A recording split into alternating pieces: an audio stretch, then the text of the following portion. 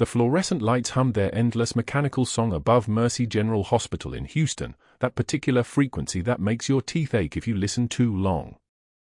Danielle Ross had been listening for exactly 3 weeks and 4 days.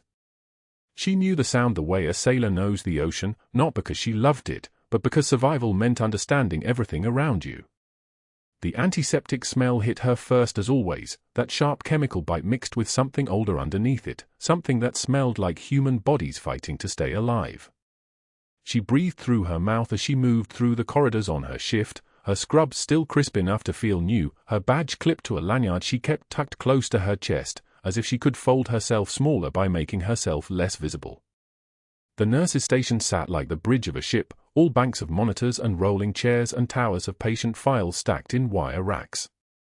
Danielle had claimed the corner station on the night shift, fewer people, quieter, the kind of place where you could actually think.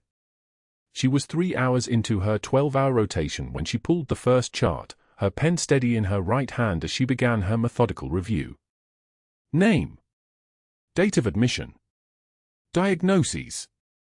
Then the billing codes. Always the billing codes. She had the kind of mind that noticed patterns the way other people noticed colors. It wasn't a gift, it was a curse, something hardwired into her that she'd never been able to turn off. The chart belonged to a 52-year-old male admitted for acute pancreatitis. The treatment was standard. The recovery was textbook. But the billing codes didn't match. 72-hour ICU stay coded as 96 hours. Emergency imaging marked as stat consultation at triple the usual rate. An anesthesia consult that never appeared in any operative note. Her pen hesitated on the paper. She wasn't looking for fraud.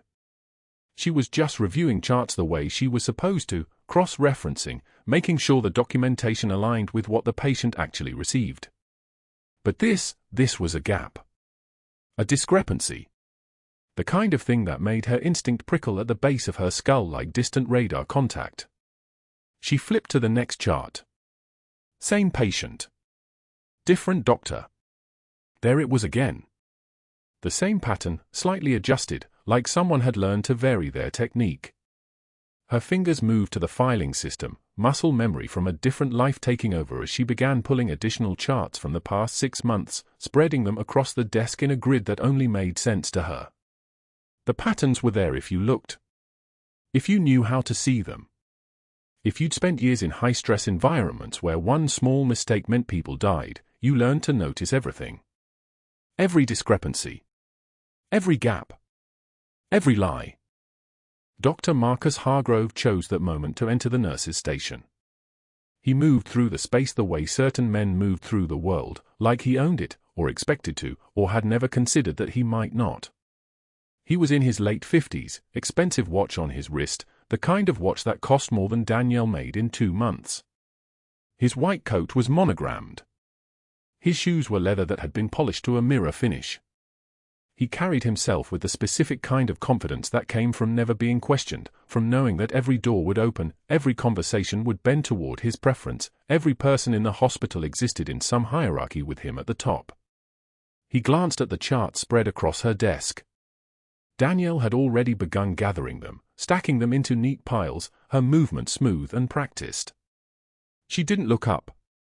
The weight of his attention was like a pressure change in the room, the kind of atmospheric shift that comes before a storm. Working late, Nurse Ross. His voice had that quality where it wasn't quite unfriendly but wasn't quite friendly either.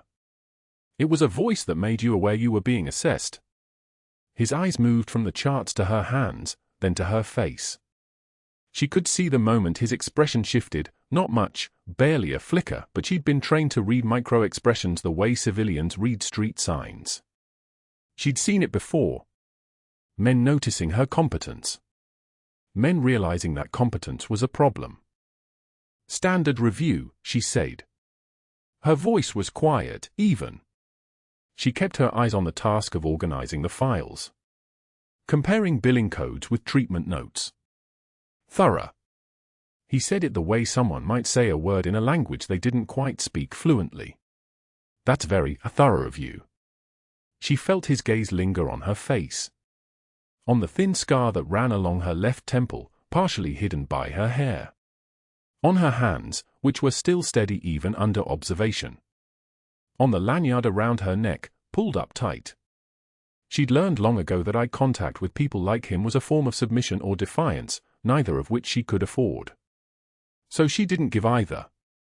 She simply finished organizing the charts and placed them back in the filing system with the precision of someone putting weapons away in an armory. "Is there a concern, Doctor?" she asked. Still quiet. Still deferential. The voice of someone who believed in the hierarchy of the hospital, who understood that she was new and he was not, that he had power and she did not. It was a performance. She was excellent at performances. "No concern," he said. His hand reached toward the filing system, his fingers hovering over the charts she'd just returned. "Just curious about your work habits. 3 weeks and already conducting independent chart reviews. Not everyone is so proactive. I want to understand the systems," she said. "How everything connects. It helps me take better care of patients." He smiled. It wasn't a kind smile. It was the smile of someone who understood that he'd just learned something important about her. "Well, keep up the good work, Nurse Ross. Though perhaps don't spend too much time on the details. You might find things you weren't looking for." It wasn't a threat exactly. It was something more subtle than that. It was a man who had just realized she was paying attention and was now calculating how to address the problem. He left the nurse's station with the same easy confidence he'd arrived with, his footsteps making no sound on the hospital tile. She watched him go, her jaw clenched so tight she could feel it in her molars. The storage locker was in a back hallway that smelled like old coffee and something chemical. Her locker was number 47, sandwiched between 2 others that hadn't been opened in weeks based on the dust pattern on the latches. She spun the combination without thinking about it, muscle memory from 1,000 other lockers in 1,000 other places. The door swung open and she looked at her shift supplies, extra scrubs, a fleece jacket, her phone, the items of a person who was temporary. At the very bottom, wrapped in cloth that had once been white, were the combat boots. They were old. The leather was cracked in places. The sole of the left one had been patched twice. They'd been through dust and heat and rain and blood, and no amount of polish could ever make them new again. She touched the cloth that wrapped them, not pulling them out, just letting her fingers rest on them for a moment. 2 seconds. 3. Then she closed the locker door. When she returned to the nurse's station, she pulled a different patient file at random, forcing herself to review something innocuous, a routine appendectomy, a clear admission and discharge, nothing that would trigger her pattern recognition systems. Her hands moved through the motions while her mind calculated. Dr. Hargrove had noticed her. He'd noticed what she could do. He'd already begun his assessment. She'd seen this before, in different settings, with different stakes. The moment a person of power realizes you might be a threat, everything changes. The calculation begins. The strategy shifts. A helicopter passed overhead, medevac inbound from somewhere east, the rotors shaking the windows slightly. Her left hand trembled for just a moment, barely a vibration, the kind of thing you'd miss if you weren't looking. She pressed her hand flat against the desk and waited for the sound to fade. The fluorescent lights hummed their endless song. The monitors beeped their individual rhythms.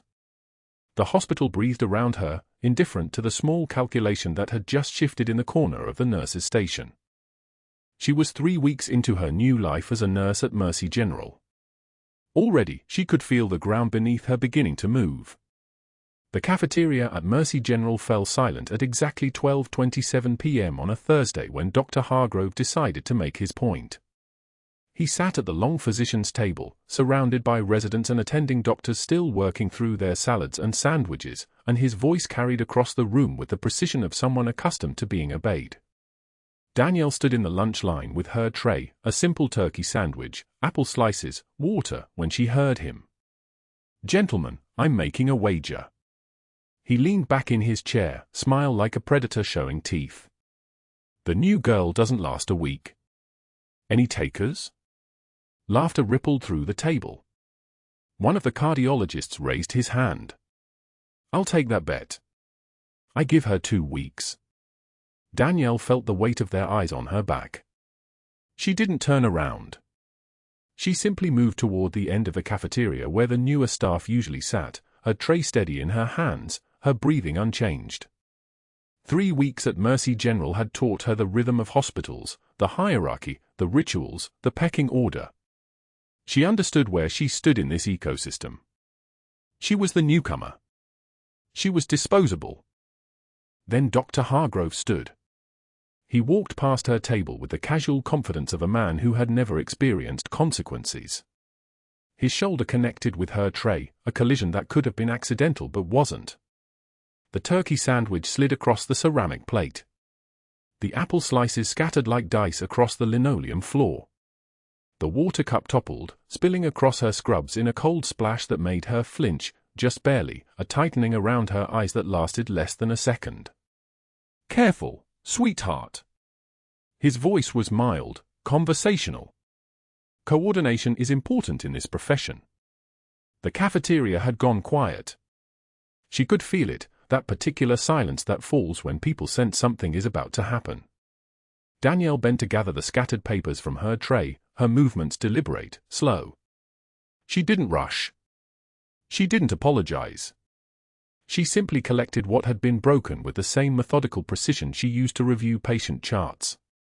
Dr. Hargrove pulled a patient file from his coat pocket, thick, official, the kind of document that represented someone's medical history, someone's vulnerability.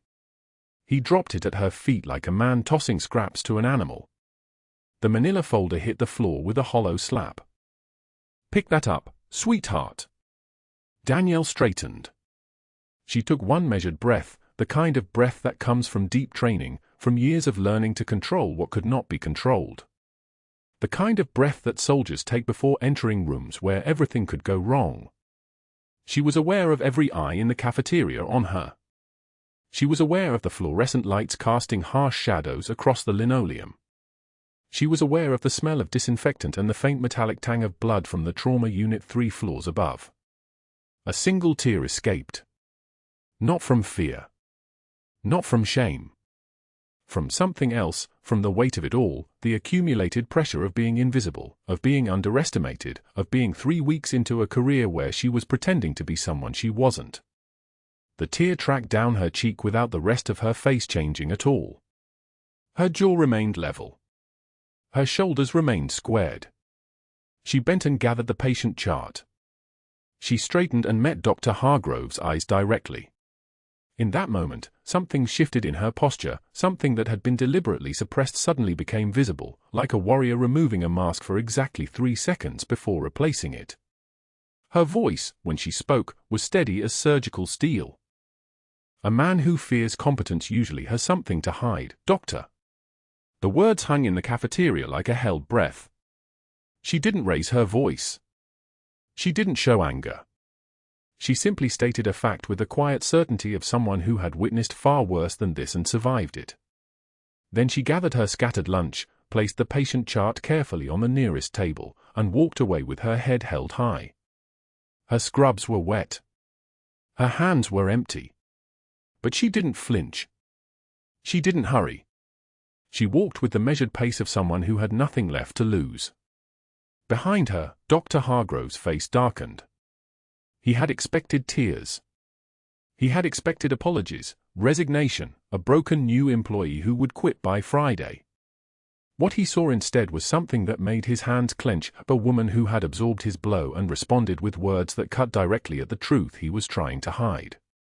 He turned back to his table, his jaw tight, and resumed eating. But his hand trembled slightly as he lifted his coffee cup. The bet he'd made would haunt him.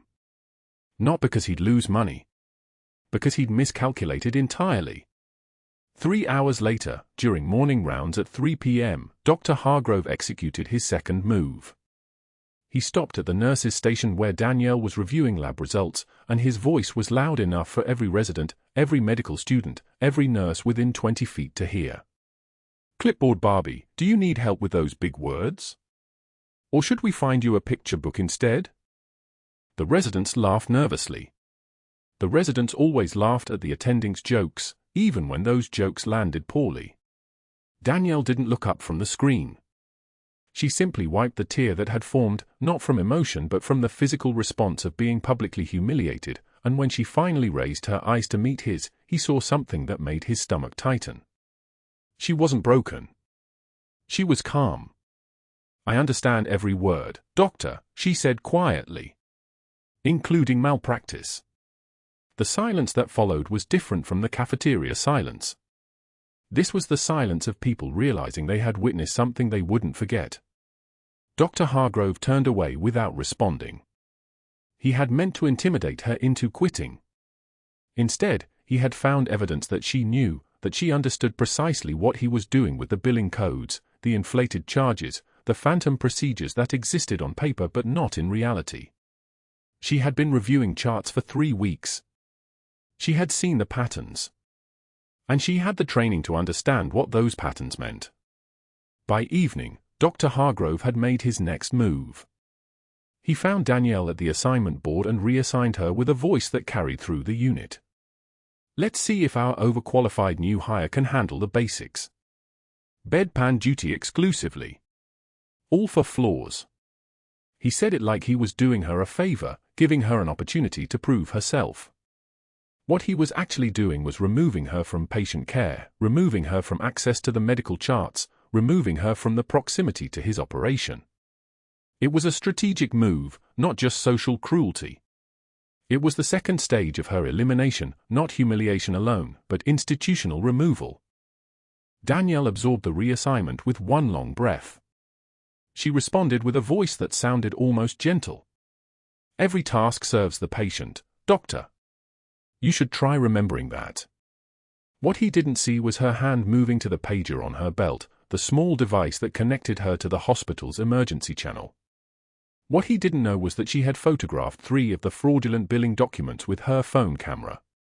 What he couldn't have anticipated was the Marine helicopter that would land on the hospital roof at exactly 7 p.m., bringing with it a chain of events that would end his career far more thoroughly than he could have imagined.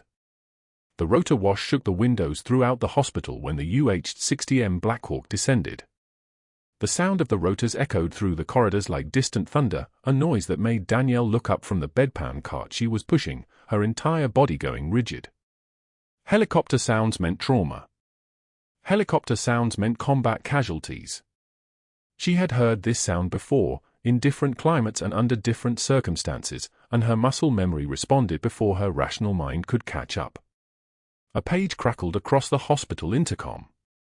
"Incoming trauma. All trauma surgical staff to the ICU. Incoming trauma. Gunshot wound, abdominal and thoracic, critical, ETA 3 minutes." But it wasn't gunshot wound. The details came across the emergency channel in clipped military terminology. Improvised explosive device. TICRIT. Marine Captain. 3rd Battalion, 5th Marines. Multiple traumatic injuries. Suspected cardiac tamponade. The last detail made Danielle's hand still completely. Cardiac tamponade. Fluid around the heart. Blood compressing the ventricles. A death sentence without immediate intervention.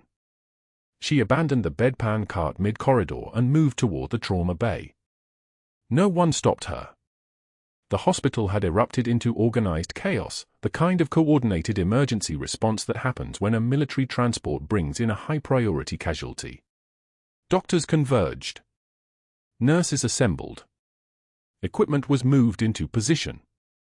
When the helicopter crew carried in the stretcher, Danielle was positioned at the intake station, and when she saw the patient's face through the oxygen mask and the blood-soaked compression bandage across his chest, the world tilted slightly.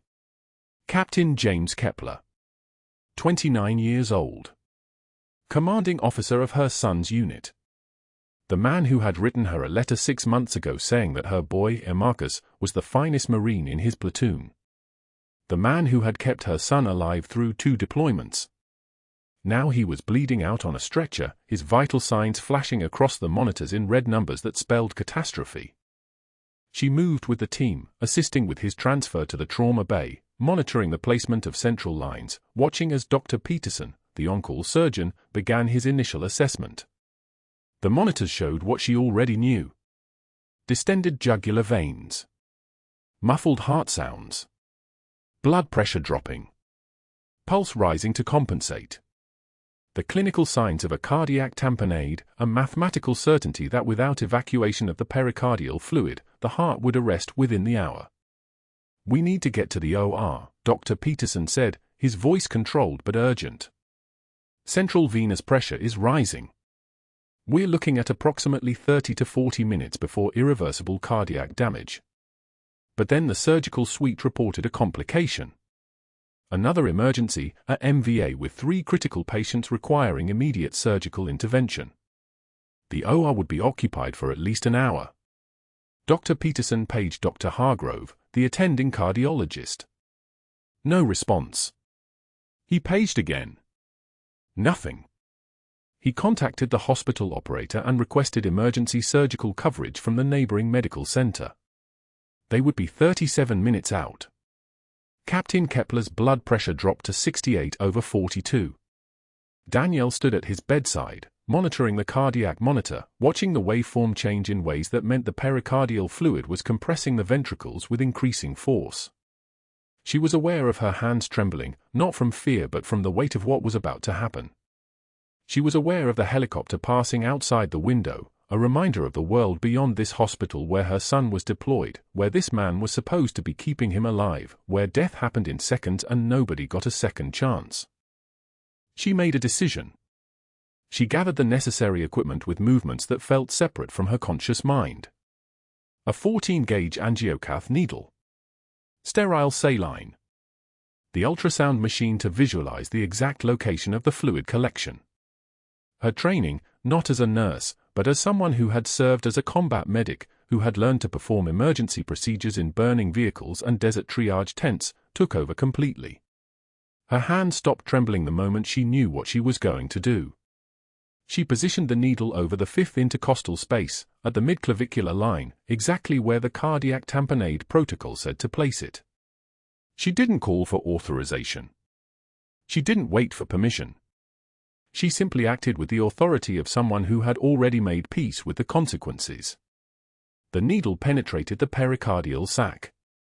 Blood, dark, almost black, flowed back through the needle into the syringe with a hiss that sounded like relief. The dark fluid drained like a confession. 60 milliliters. 70. 80. The pressure around Kepler's heart released with each milliliter, his chest cavity finally exhaling after hours of crushing compression. Danielle's hands remained steady as stone, not because she wasn't aware of the risk, but because she'd done this before. Not in a hospital. Not with monitors and sterile technique. She'd done this in a Humvee outside Fallujah with a field dressing and an 18-gauge needle, watching a Marine's color return from ash gray to something almost human. This was muscle memory. This was the body remembering what the mind had tried to forget. The syringe filled.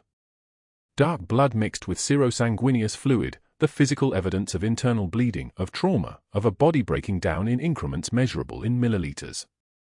At 85 milliliters, his blood pressure began to climb. The monitor registered it first. 88/52. 89/53. Numbers moving in the right direction, inches at a time, like a man clawing toward solid ground. She withdrew the needle with the same precision she'd inserted it, one smooth motion with no hesitation.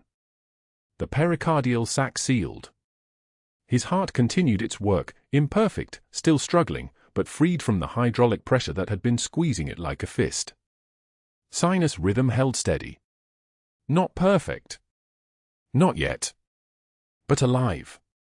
Danielle capped the needle, placed the syringe on the sterile field beside her, and turned to the cardiac monitor. 2:38 in the morning. 20 minutes since the flat line. 20 minutes since she'd made the decision that would determine everything that came after. She documented the procedure in Kepler's chart with clinical detachment, the exact location of needle insertion, the volume and character of fluid aspirated, the vital sign response, the time.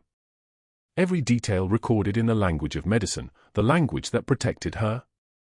Not a word about who Captain Kepler was. Not a word about his commanding officer's son standing outside the ICU, asking the front desk nurse every 10 minutes if there was any news. Not a word about the weight of recognition that had settled on her shoulders the moment Kepler was wheeled through the doors and she heard his name. Captain James Kepler. Her son's commanding officer. The man who'd written her letters, 3 times in 18 months, each one carefully composed in military language about her son's valor, his integrity, his character. Each one signed with Semper Fi and a reminder that the Marines look after their own. She'd kept those letters in the same drawer where she kept the boots. By 0600, Kepler's vital signs had stabilized into something resembling recovery. His blood pressure held at 92/60. His oxygen saturation sat at 94%. The chest tube continued its work, draining residual bleeding with the steady tick-tick-tick of gravity and physics. Danielle checked the tube placement, adjusted the collection chamber, verified the suction settings. Each action a routine. Each action perfect. The trauma surgeon would arrive within the hour. There would be imaging, probably a CT, probably a trip to surgery. But that first crisis, that moment when his heart had simply stopped working against the pressure of its own collected blood, that belonged to her. She didn't allow herself to feel relieved. Relief was a luxury that came after the job was done, after the patient was stable, after institutional memory had accepted what you'd done and wrapped it in the language of medicine instead of the language of protocol violations. She moved to the next patient. 3 beds down. A man with a gunshot wound to the abdomen, stable for now, waiting for the morning surgical team. She checked his bandages, his vitals, his level of consciousness. The work continued. The work always continued. Dr. Hargrove arrived at 0635, coffee in one hand, tablet in the other, his coat still carrying the smell of home, fabric softener and expensive cologne.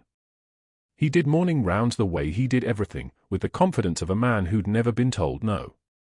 He passed Kepler's bed without stopping, glanced at the monitor readings, made a note on his tablet, and moved on. Danielle watched from the medication station 15 feet away, organized, invisible, doing her job. He stopped. Came back. Stood in the doorway of the ICU. Who performed the pericardiocentesis on this patient? His voice carried across the room like a command, pitched low enough that only she would hear it. She turned from the medication drawer with a single motion. I did. Cardiac tamponade. Flatline at 0200. Procedure successful. Patient stable. The words came out in the clipped cadence of medical reporting, past tense, facts only, devoid of apology or explanation.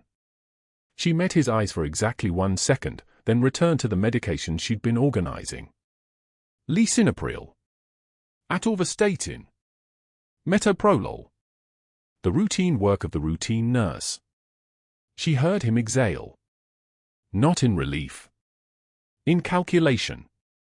His jaw tightened at the corners, and his hand adjusted his grip on the coffee cup with enough force that his knuckles whitened slightly. He'd come in planning to review charts.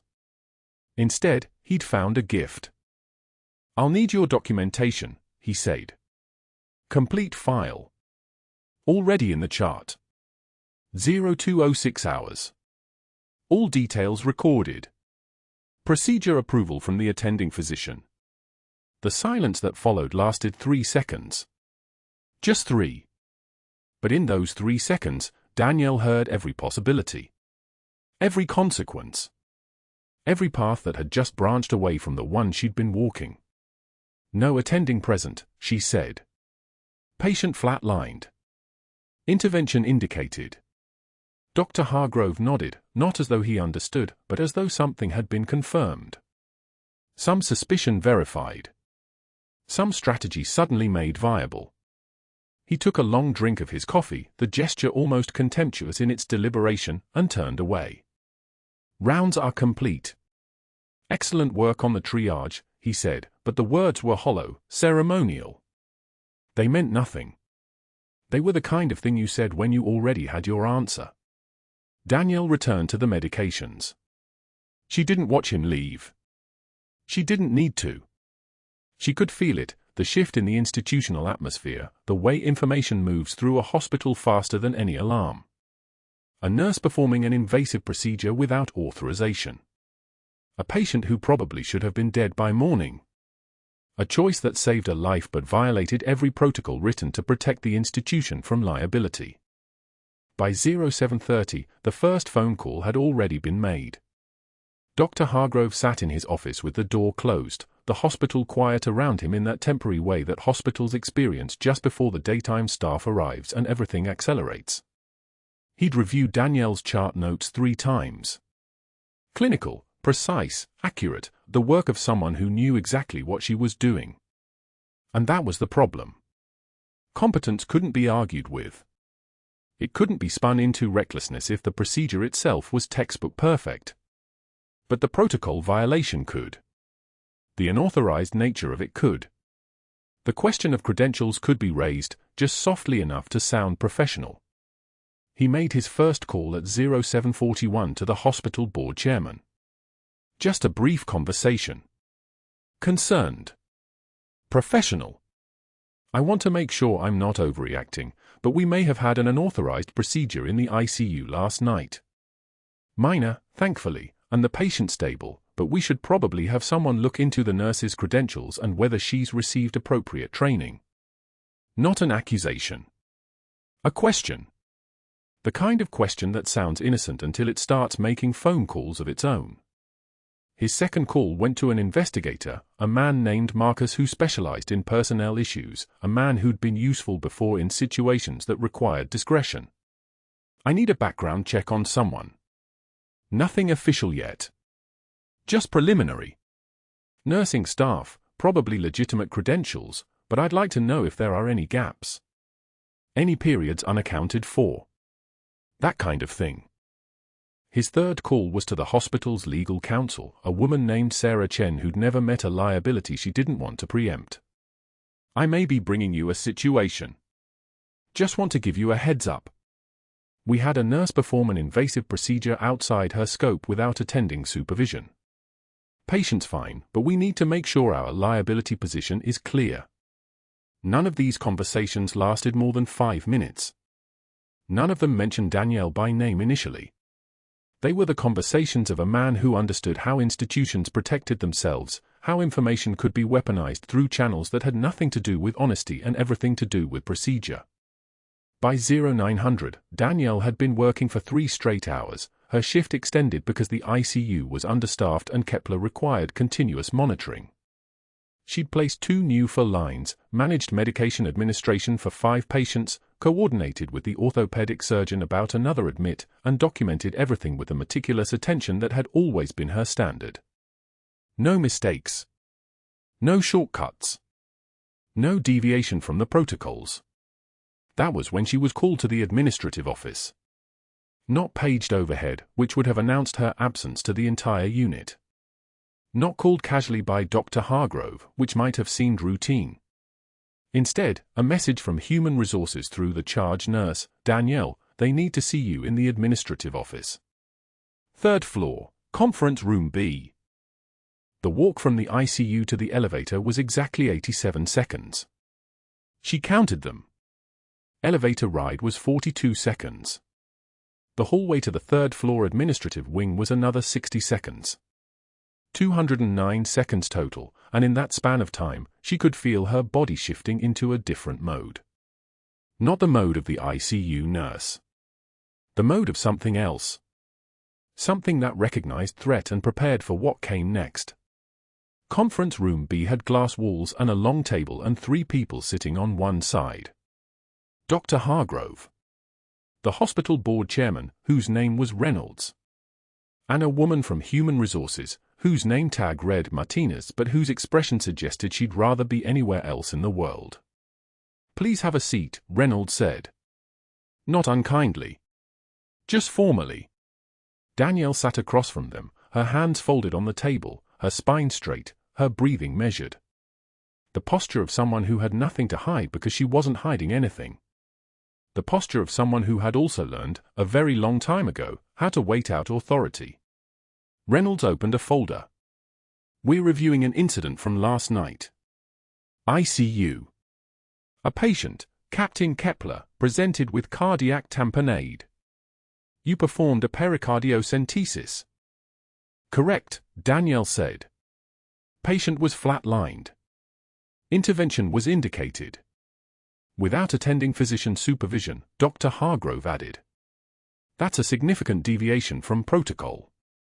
There was no attending present. Patient would have expired. Time was critical. The words came out in the same measured cadence. Not defensive. Not aggressive. Simply factual. The language of someone explaining something obvious to people who needed it explained. Martinez glanced at Hargrove, then at Reynolds. Reynolds leaned back in his chair. We have some concerns. Not about the outcome, obviously. The patient is stable, and we're grateful for that. But about the process. About whether your credentials actually support independent invasive procedures. This was the moment. Danielle felt it the way she'd felt the pressure in Kepler's pericardium, a thing that could be measured, quantified, understood. My nursing license is current, she said. Trauma certification is current. BLS, ACLS, PALS all current. All credentials are available for review. Naval training, Dr. Hargrove said. It wasn't a question. What was that exactly? The room went very still. I served, Danielle said. Long time ago. Combat medicine. That skill set is documented. Reynolds leaned forward. We'd like to review those records.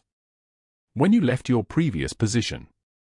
Medical records are part of the application materials you received. Yes, but we'd like more detail. Your previous supervisor references aren't available. The contact numbers are disconnected. Of course they were. They'd been disconnected for 8 years. They'd been disconnected the moment her security clearance was revoked, the moment her active duty ended, the moment she'd become something other than what she'd been. The boots at home had come from that time. The knowledge in her hands had come from that time. Everything she was at Mercy General had come from the before, the time she didn't talk about.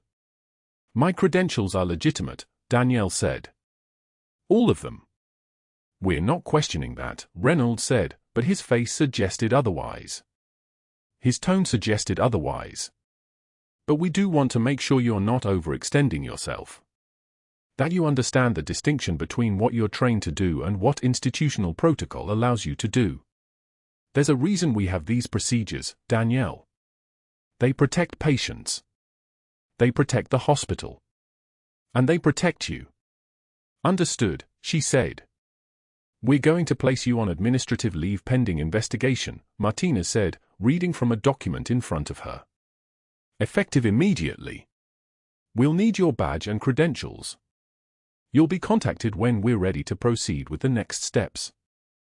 The room tilted slightly, though Danielle's face didn't change. Not a blink. Not a tremor. Not a single visible signal of what that sentence meant. 2 weeks of pay, if she was lucky. Questions about her past that would lead nowhere good. An investigation that would find exactly what it was looking for because institutions were very good at that. They were very good at finding problems when they decided you were a problem. I'll need it in writing, Danielle said. Reynolds nodded, and Martinez slid a document across the table. Administrative leave pending investigation. Effective immediately. Reason, performance concern regarding scope of practice violation. She read it once, twice, absorbing every word, every implication. Not termination. Not yet.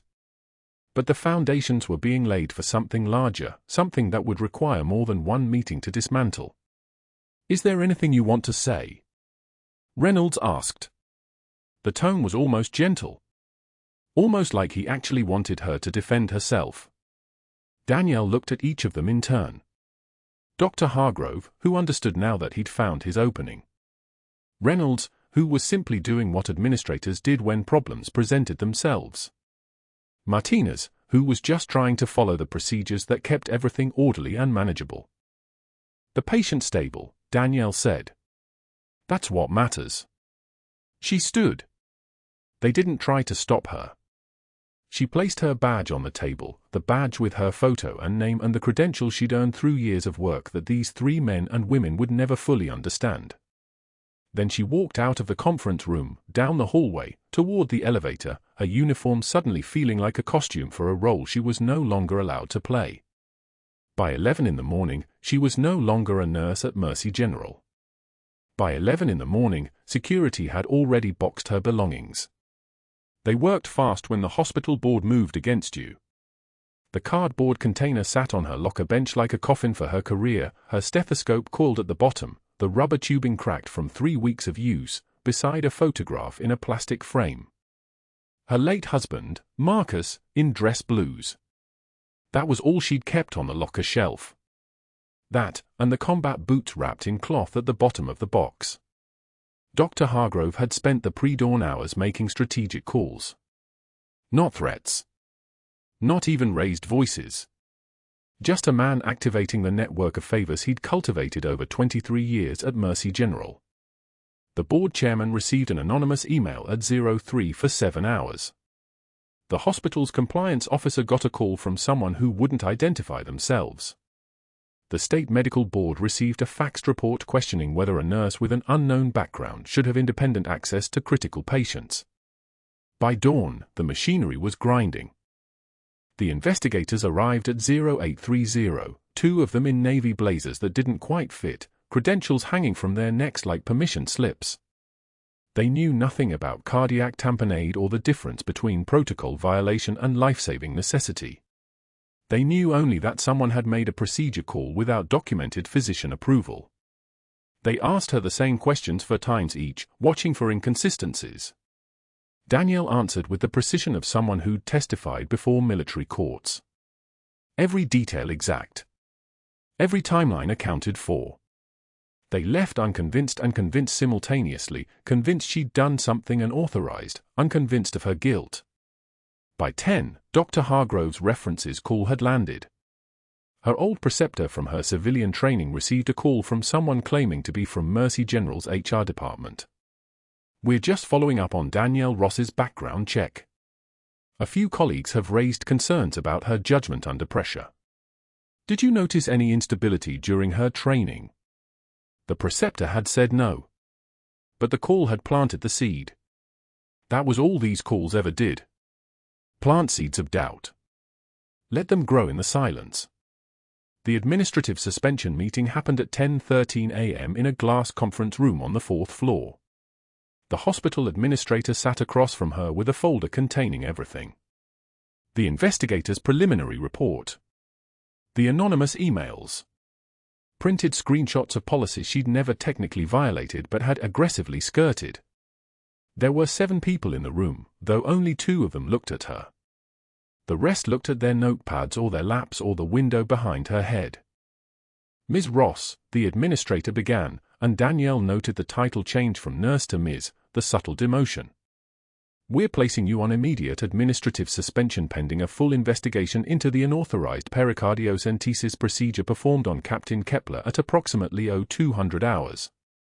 We have concerns about your scope of practice and your decision-making capacity in crisis situations. Danielle didn't blink. Her hands rested on the table, flat and still. The administrator was a woman named Patricia Cross, someone who'd nodded at her in the hallways but never spoken to her. Patricia was reading from a script. Patricia didn't want to be here. Patricia had received a call from Dr. Hargrove, though she would never admit it. The patient survived, Danielle said quietly. Her voice was steady as a surgical laser. The procedure was indicated. The alternative was cardiac arrest. That's not the issue, Patricia replied, but her eyes flickered. The issue is protocol. Chain of command. You bypassed the attending physician and the on-call surgeon. You made an independent decision. There was no time for consultation. 5 words. Short. Factual. That's exactly what concerns us. Patricia slid a letter across the table. You're suspended effective immediately, pending a board review hearing scheduled for 14 days from today. During your suspension, you will surrender your badge and have no access to hospital premises. Your security clearance is suspended. We'll be in touch regarding the hearing procedures. The word suspended landed like a physical thing, a hand pressing down on her chest. She'd been suspended before, in a different life, for different reasons. That time, she'd been reinstated. Promoted, even. But that had been a military court, and the Marine at the witness stand had been a general who'd started as a private. This was a hospital administrator reading from a script that Dr. Hargrove had written. Danielle picked up the letter. Signed by Patricia Cross and countersigned by the chief medical officer, a man she'd never actually met. The paper was cheap stock, the kind they used for important notices. Her jaw tightened fractionally. That was the only tell she allowed herself. By noon, security escorted her downstairs. There were 3 of them, professional and apologetic. Tom, the senior guard who'd waved at her on her first shift, kept his eyes down. They walked her through the back corridor, the staff route, not the public hallway, and down the freight elevator. No witnesses. No chance for anyone to ask questions. She carried the cardboard box. Tom offered to carry it. She declined. The parking garage was cool and hollow sounding, the way parking garages always are when they're half empty and your life is ending. Her car was a 2008 Honda Civic, grey, with one mismatched tire. She'd kept it that way intentionally. Unnoticed. Invisible. She set the box on the passenger seat and sat in silence for 18 minutes before turning the key. The engine started immediately. Everything about this car started immediately. It was reliable in a way that most things weren't. The drive through Houston traffic was soundless except for the radio. She didn't turn it on. She drove past strip malls and apartment complexes and churches with names like Grace and Redemption. She drove past a billboard advertising personal injury lawyers, past a McDonald's where teenagers were smoking in the parking lot, past a pharmacy with a "now hiring" sign taped to the window. She noted that detail without planning to. The mind does strange things when it's catastrophizing. The Houston Veteran Cemetery was in southwest Houston, 22 minutes from Mercy General. She arrived at 4:15 p.m. The gates were open. They were always open. She'd been here twice before, once for the funeral, once on the anniversary. This was the 3rd time. The 3rd time felt like something final. The grave was in Section 7, Row 12. Marcus James Ross, 1978 to 2007. 29 years old. Killed by an IED in Fallujah on March 14, the same date they'd gotten married 6 years earlier. The military had been kind enough to let her bury him near his deployment date instead of on his actual birthday. She'd always thought that was a courtesy that nobody asked for but everyone understood. The rain started coming down as she knelt in the mud. Not a gentle rain. A rain with weight to it. The kind that soaks through fabric and into bone. She pulled the combat boots from the cardboard box, his boots, still creased from storage, the leather still holding the shape of his feet. She'd kept them in her locker for 3 weeks without opening the box because opening it meant admitting that she'd brought her past to work with her. As if her past could be contained in a cardboard box. "I promised you I'd keep fighting," she whispered. The words came out unsteady, and she hated that. She hated the unsteadiness. But there was no one here to see it. There was only Marcus, and Marcus wasn't going to judge her anymore. "But I can't do this anymore. I can't. I saved a man's life and they called me reckless. I walked away from who I was because watching our brothers die broke something inside me that I couldn't fix.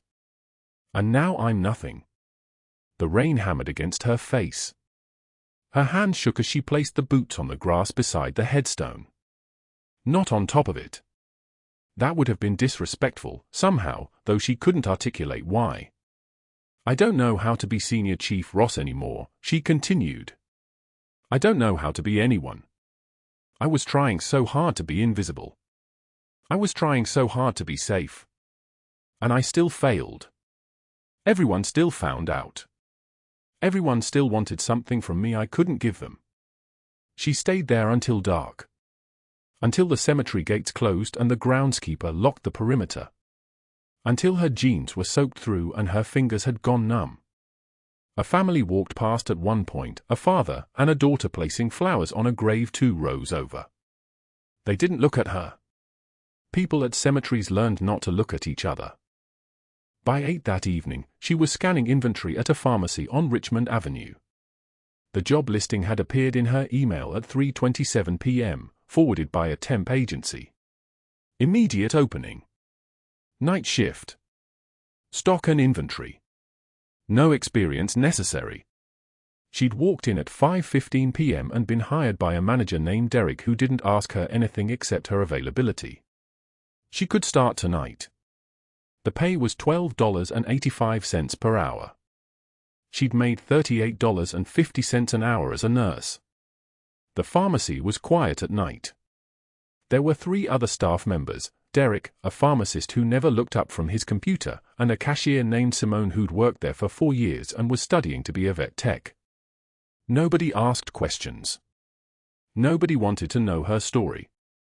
She wore a blue vest with a name tag that said Danielle in bold letters, and she moved through the aisle scanning bottles of ibuprofen and boxes of bandages and tubes of antibiotic ointment. Her hands did the work while her mind was elsewhere. At 11:19 p.m., she was in the back section restocking cough syrup when the sound came through the window. Not loud, just present. The distinctive thump-thump-thump of helicopter rotors. 2 of them. Close. She froze with a bottle of Robitussin in her hand and walked to the window. 6 blocks east, over the roofline of Mercy General Hospital, 2 Black Hawks descended through the night sky. Their navigation lights blinked red and green in the darkness. The rotor wash was violent enough that she could see it scattering debris in the parking lot from here. The helicopters moved with military precision, not rushed, not slow. Just exact. Tactical insertion formation. Her hands went very still. The bottle of cough syrup remained suspended in her grip. The part of her she'd spent 3 weeks trying to bury, the part that knew every procedure manual and every deployment protocol, suddenly went on alert. Something inside her spine straightened. Something inside her eyes sharpened. Nobody else in the pharmacy noticed. Simone was on her phone. Derek was doing paperwork. The pharmacist was still motionless at his computer. The rotor wash continued. The helicopters settled onto the hospital helipad with the precision of a sniper round finding its target. Then, silence. The rotors spun down. Whatever was happening at Mercy General had just arrived. Danielle lowered the cough syrup bottle to the shelf and turned back to her inventory scanner. But her attention had shifted entirely. Her tactical training was running a background diagnostic on everything she'd just observed. Unit designation. Call signs. Aircraft configuration. Deployment protocols. After 3 weeks of silence, the military part of her brain had just woken up. Something about this was wrong. Or something about this was exactly right. She couldn't tell which. She continued stocking shelves while every alert system in her nervous system screamed that something fundamental had just changed in the world. 3 days. 72 hours of stocking shelves at the Rite Aid on Richmond Avenue while the pharmacy manager complained about inventory counts and a teenager in a red vest asked her questions she didn't have energy to answer. 72 hours of muscle memory, hands moving without her brain's permission, arranging bottles by strength and expiration date, the way a surgical nurse might arrange instruments on a tray even after the scalpels had been taken away. She'd stopped checking her phone after the first 24 hours. The hospital administrator's voicemail had stopped coming by hour 36. By the time the rotor wash hit the parking lot 6 blocks away and rattled the Rite Aid's front windows at 2:41 p.m. on a Thursday, she'd almost convinced herself that the woman who'd performed the pericardiocentesis under emergency conditions had been someone else entirely. 2 UH-60M Black Hawk helicopters descended onto Mercy General's helipad in formation, their rotor blades churning the Houston humidity into visible waves. Not a medical transport. Not a routine arrival. This was military, the kind of precise coordination that came from units that trained together, that trusted the men beside them with their lives. Danielle's hand stopped moving. She stood frozen in aisle 7, a bottle of metoprolol in each hand, and every nerve ending in her body ignited like someone had thrown a switch. She'd felt this before. At Forward Operating Base Shank in Logar Province. At a combat surgical hospital in Jalabad. The specific vibration frequency of military helicopters carried a frequency that civilian aircraft simply could not match, something that bypassed her conscious mind and spoke directly to the part of her that had spent 12 years learning to recognize the sound of incoming. What happened next didn't just silence the room. It changed the trajectory of everything that was about to unfold. A Marine colonel, dress uniform, chest covered in ribbons, the kind of bearing that made air pressure change when he moved, walked through Mercy General's administrative wing and asked for Senior Chief Petty Officer Ross by her call sign. Not by her first name. Not by her role as a suspended nurse. By the rank she'd buried so deep that only 3 people in Houston knew it existed. The colonel's voice carried the tone of a man accustomed to obedience, the kind of authority that didn't require volume, it required only presence. He'd asked for her at the front desk. He'd asked at HR. He'd asked in the administrative offices while board members exchanged confused glances, and someone finally called down to security to ask if they knew anything about a senior chief petty officer. They didn't. They knew Danielle Ross as the terminated nurse. The one who'd performed an unauthorized procedure. The one Dr. Hargrove had been explicit about. Competent people were threats, and threats needed to be removed before they caused damage. Dr. Hargrove was in his office when the colonel arrived there without knocking. The doctor looked up from his desk with the expression of a man accustomed to his territory never being breached without permission. The colonel's jaw was like granite sculpted by a master. "Where is Senior Chief Petty Officer Ross?" Not a question. A command wrapped in 6 words. "I don't know who that is," Hargrove said, and the confidence in his voice was the last mistake he would ever make in that hospital. That's when her son appeared in the doorway. Not the child she'd left behind when she'd taken the deployment to Fallujah. Not the boy who'd been 9 years old and barely remembered her voice. He was a Marine himself now, a full decade of growth and training and everything the military had taught him wrapped up in 6 feet of uniform and the kind of bearing that made people step aside without being asked. His voice broke exactly once when he spoke. "That's my mother. Senior Chief Petty Officer Danielle Ross. Navy Corpsman. 12 years active duty. 3 combat tours. She's the reason I'm alive." He paused. The pause lasted 3 seconds. It felt like infinity. The reason a lot of people are alive. The hospital administrator, a woman named Patricia Chen who'd never been inside a hospital unit in her 30-year career, opened Danielle's personnel file with trembling hands. The file that had been sealed. The file that no one had bothered to read carefully when the suspension paperwork came through. Her voice was barely steady as she read the first entry aloud: Bronze Star for Valor in Fallujah, 2008. She turned the page. Silver Star, 2009, Sanjin Valley, Helmand Province. Another page. Another entry. 2 Purple Hearts. 1 for shrapnel to the left shoulder during an IED strike. 1 for. She stopped. Her voice dropped. 1 for a gunshot wound sustained while dragging a fellow corpsman to cover under fire. The room went silent. It was the kind of silence that happens when the world's axis shifts. It was the kind of silence that precedes reckoning.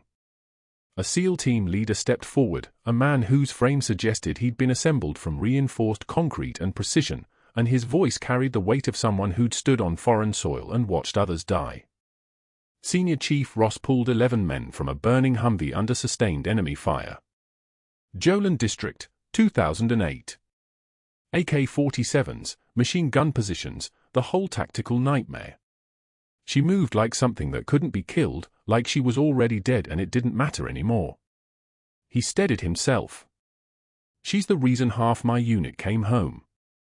The other half wouldn't have come home if she hadn't prioritized who needed help first, how to move them, how to keep pressure on wounds and call in air support simultaneously."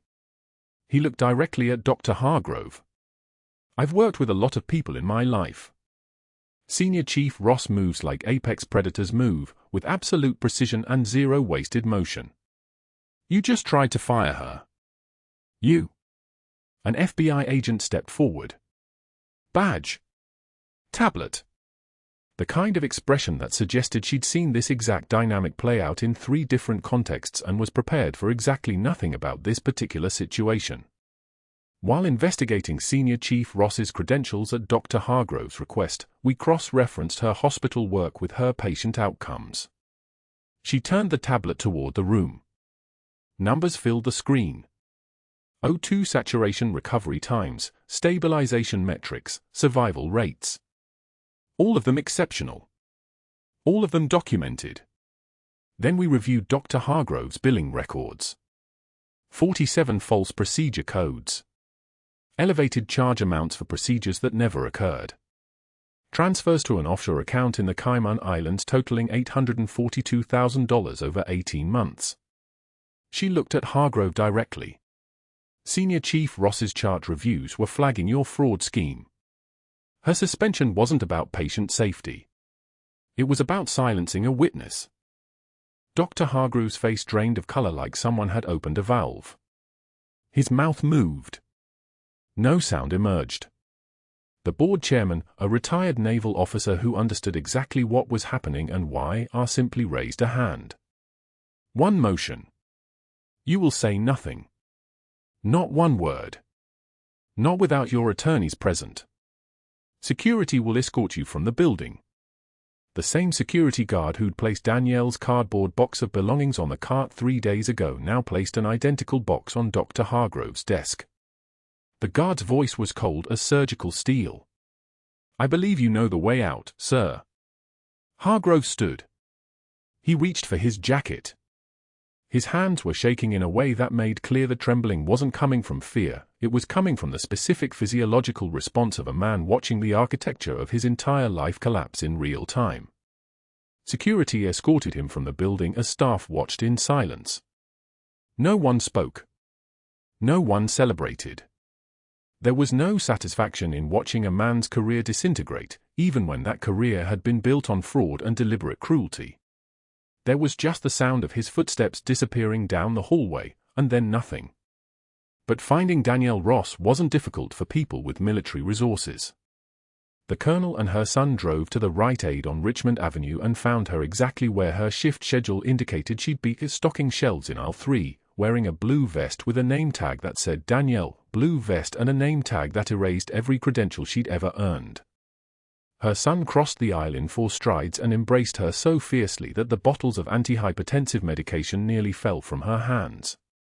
She didn't break. She held him instead, her hands moving to his shoulders with the same precision she'd once used to control bleeding and stabilize spinal injuries. They know, he said into her hair. Everyone knows. Mom, they all know. They're bringing you back. The colonel waited with characteristic patience. When he finally spoke, his voice had a quality like someone delivering news that would reorganize the fundamental understanding of everyone listening. Senior Chief. The FBI is investigating Dr. Hargrove's billing fraud. Your suspension is being reversed. Mercy General is requesting your immediate reinstatement. Captain Kepler, your son's commanding officer, is requesting you personally oversee his recovery. He paused. The board chairman wants you to consult on a fraud prevention protocol. Permanent position. Director level. She closed her eyes. She opened them. The person looking back at her in the security camera footage mounted above aisle 3 was someone different than the woman who'd clocked out 3 days earlier. Something fundamental had shifted. Some part of her that had been locked in a bunker had finally been given permission to emerge. Mercy General's hallway looked different when she walked back through it in her civilian clothes, her son on one side and the colonel on the other. The same hallway where Dr. Hargrove had knocked the lunch tray to the floor.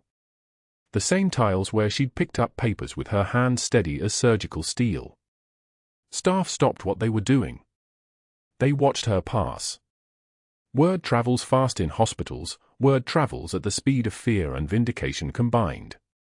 A nurse who'd been suspended under clouds of doubt was now being escorted through those hallways by federal agents and military officers. Perception shifted. Context reframed. Identity revealed.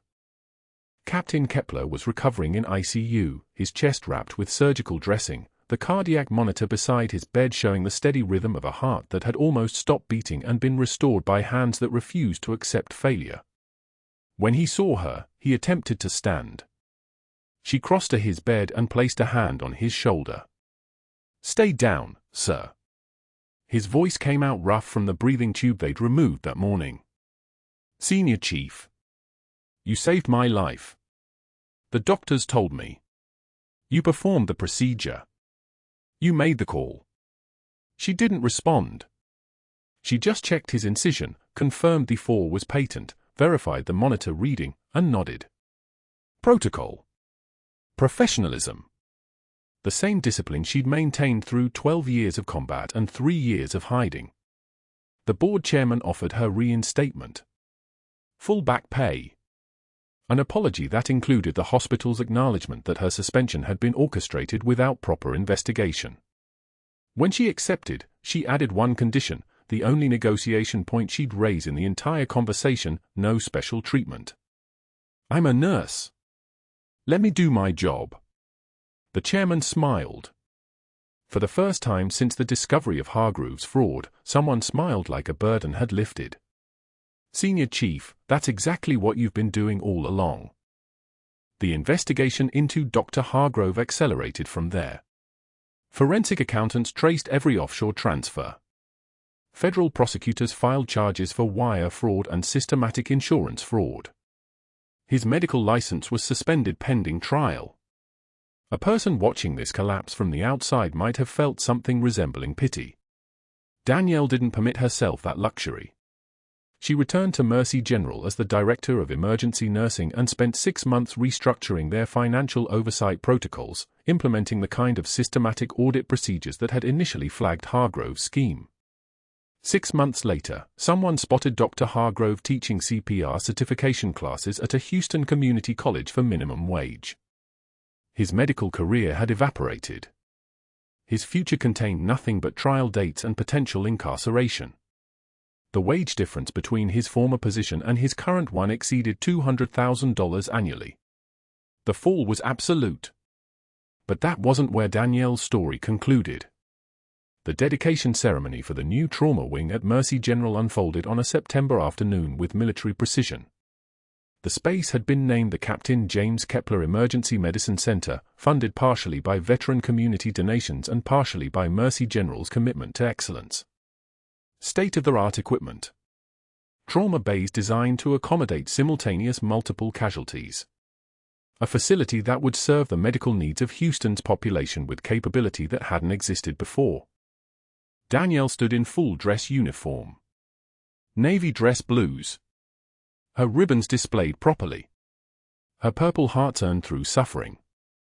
Her Navy cross earned through valor that few people understand until they've stood in a position where refusing to act meant watching others die. Her son stood on one side of her in Marine dress uniform, Captain Kepler on the other side, fully recovered and cleared to return to active duty. The worn combat boots, her late husband's boots, the boots she'd carried in her hospital locker like a secret, were now retired to a shadow box mounted on the wall of her office. Director of Emergency Nursing. The nameplate was polished brass. The boot sat beside her Navy cross in that shadow box. Her hospital ID badge was propped in front, rank, clearance level, authorization codes, and the title that finally matched the woman wearing it. She gave a speech. Brief. Precise. The way military personnel speak, no wasted words, no elaborate phrasing, just the essential truth delivered with the impact of someone who'd learned efficiency in environments where lives hung in the balance. For 8 years, I hid who I was because I thought my service was behind me. I learned that service never ends. It just changes form. Healing is fighting. Compassion is courage. And you do not need a badge or a gun to be a warrior. The cameras captured the trauma wing in all its completed state. New. Modern. Built on the foundation of excellence. And at the center of it all, standing with her son and the man whose life she'd saved, was Danielle Ross. No longer hiding. No longer running. Standing in the light of everything she'd tried to leave behind, finally understood for what she'd always been, a fighter who'd simply chosen a different kind of battlefield. If you've ever been underestimated by someone who didn't know your true value, if you've ever had to hide who you really are to survive in a system that feared competence, hit that subscribe button and drop a comment below. What would you have done in Danielle's position?